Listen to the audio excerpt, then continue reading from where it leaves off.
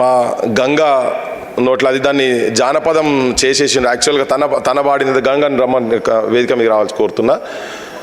ఏ దిక్కు నున్నావో వానదేముడా, నువ్వు మా దిక్కు రావయ్యా వానదేముడా, ఉత్తరాన వరిసేలు గొయ్యాలే వానదేముడా, వరస మెదలు వెయ్యాలే వానదేముడా.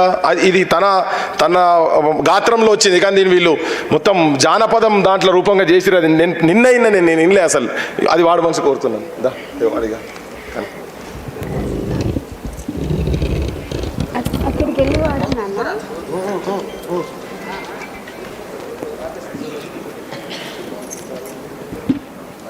హలో, ముందుగా వేదిక మీద కూర్చున్న పెద్దలందరికీ నా యొక్క నమస్కారాలు.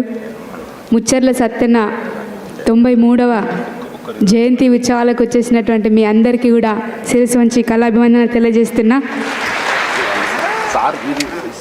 జోహార్ ముచ్చర్ల సత్యన్న. నేను లాస్ట్ ఇయర్ అన్న చెప్పినట్టు బుక్లో ఈ పాట పాడరా చెల్లి అంటే నేను తీసుకొని పాడడం జరిగింది. కానీ అప్పటిదప్పుడే కొంచెం మేము అన్న పాడినట్టు కాకుండా మేము కొంచెం ట్యూన్ మార్చుకొని దాన్ని పాట పాడడం జరిగింది. నిన్న నేను రీల్ కోసం అని ఒక పల్లవి చరణం పాడిన. నిజంగా చాలా బాగుంటాయి. అప్పుడు వర్షాలు పడకపోతే ఊర్లలో కప్పతల్లి ఆట ఆడుకునే వాళ్ళం కదా, మీ అందరికీ తెలుసు కావచ్చు, అందరికీ తెలుసు కదా.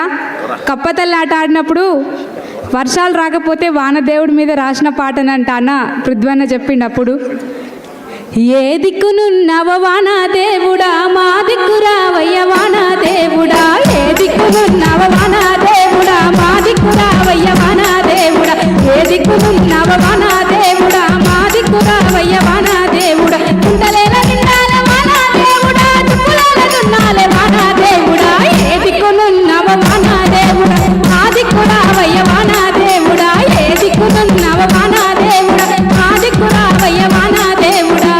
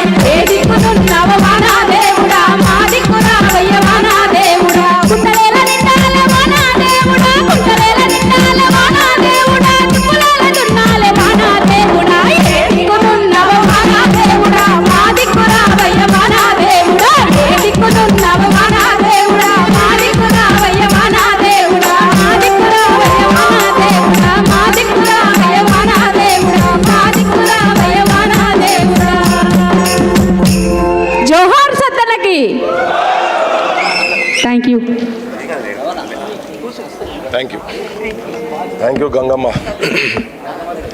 మా పసునూరు రవణ ఇప్పుడే వచ్చిండు. ఇప్పుడు